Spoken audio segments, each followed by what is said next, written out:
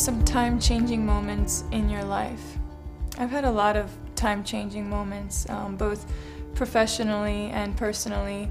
I think the biggest change in my life came when I moved to the United States as a 7-year-old girl, and I moved for my sport and to become better at my sport because the conditions back in Russia weren't as good. And then winning my first junior tournament was a very big deal for me, and I think it really gave me that confidence inside of myself that I was going to achieve something big and that I just did on a very small level, and that gave me hope for the future. And of course, winning my first Grand Slam at the age of 17 was a big time-changing moment. You received your first racket at 4. When did you serve your first ace? I don't know when I exactly served my first ace, but I remember always practicing with my father, and when I would hit a good serve in practice, even nobody was on the other side of the net, he would tell me, "That's an ace." And I always asked him, "How is that an ace?" But there's nobody there to return it, so every serve I hit is an ace. He's like, "I know that one was an ace." What's the hardest thing about being you?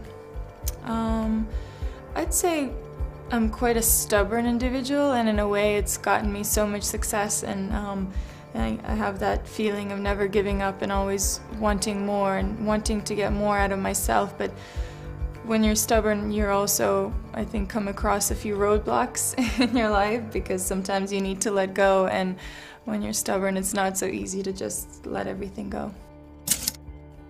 What's the funniest or most embarrassing thing that has happened to you in public? I think the most embarrassing is probably I was playing a match at Wimbledon and a naked man ran on the court.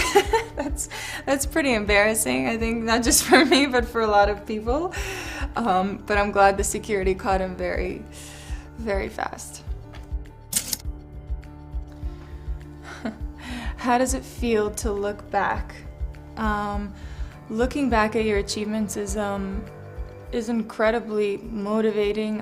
It brings back such nice personal memories, because you think of your thoughts in that moment, and you think of how nervous you were or how proud you were, and then you think of where you are now and where those moments so many years ago have led you to today. And I'm very proud that I have gone through all of that, and especially this victory when I was a young girl. Are you where you are today because you followed the rules?